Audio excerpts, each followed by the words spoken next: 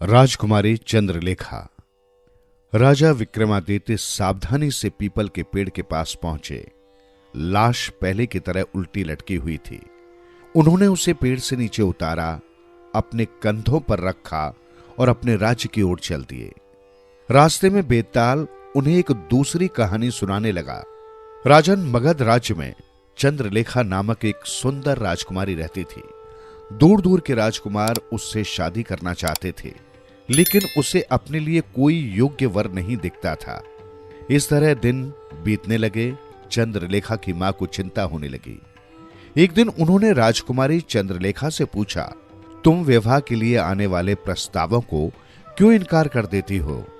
राजकुमारी चंद्रलेखा ने कुछ पल सोचा, फिर बोली, मेरा पति साहसी, बलशाली और प्रतिभावान होना चाहिए।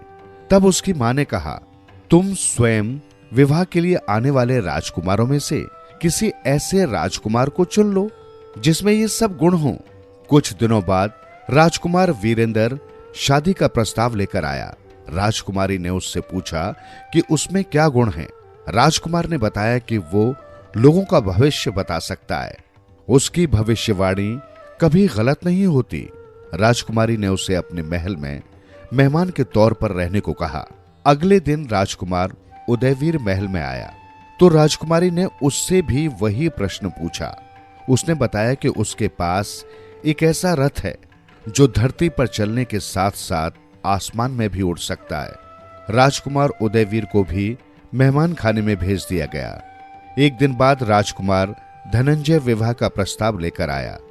उससे भी उसका हुनर पूछा गया तो उसने बताया कि वो एक बलशाली योद्धा है, कोई भी व्यक्ति उसका मुकाबला नहीं कर सकता।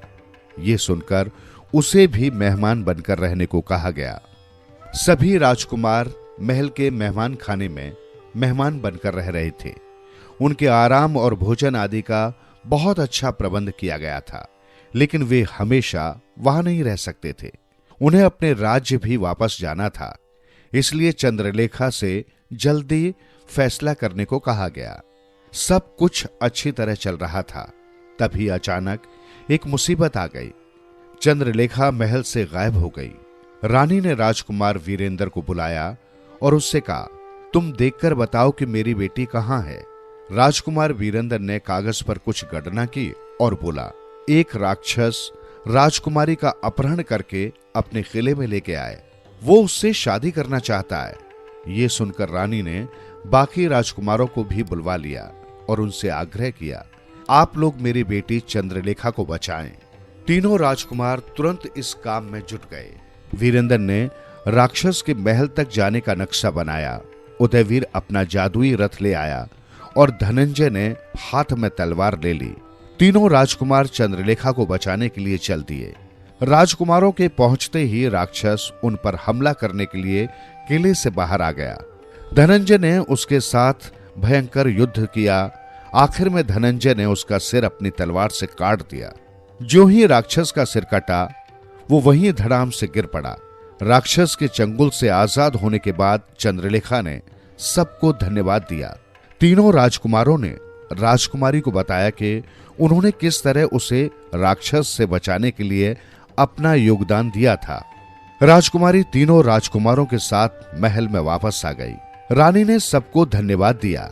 सभी बहुत प्रसन्न थे, लेकिन तीनों राजकुमारों के बीच ये बहस छिड़ी थी कि राजकुमारी का विवाह किससे होगा। हर किसी को लग रहा था कि उसी के कारण राजकुमारी के प्राणों की रक्षा हुई थी, अतः राजकुमारी चंद्रलेखा पर उसी का दावा बनता था।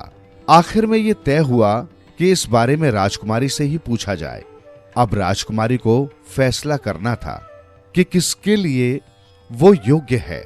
यूं तो उन तीनों ने मिलकर उसे राक्षस से बचाया था, लेकिन उसका विवाह किसी एक राजकुमार से ही हो सकता था। बेताल बोला, विक्रम तुम बताओ, राजकुमारी ने अपना पति किसे चुना? उसके लिए योग्य वर कौन सा था?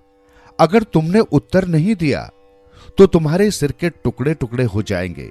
राजा विक्रमादित्य कुछ क्षण चुप रहे, फिर बोले, बेताल, कहते हैं कि जिसकी लाठी उसी की भैंस।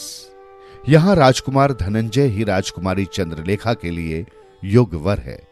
अगर वो राक्षस को न मारता तो राजकुमारी चंद्रलेखा को महल में लाना संभव न हो पाता।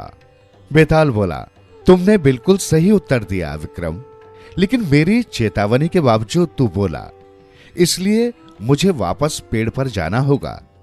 ये कहते हुए बेताल राजा विक्रमादित्य के कंधे से उड़कर पीपल के पेड़ की ओर चल दिया। राजा अपनी तलवार लेकर उसके पीछे दौड़ पड़े। वे सोच रहे थे कि उन्हें बेताल की लाश हर हाल में प्राप्त करके उस साधु को सौंपना है जो अपने आश्रम में बैठा उनका इंतजार कर रहा है। राजा को अपनी प्रजा से बहुत लगाव था और वे उसके कल्याण हेतु साधु की बात मानने को तैयार हो गए थे।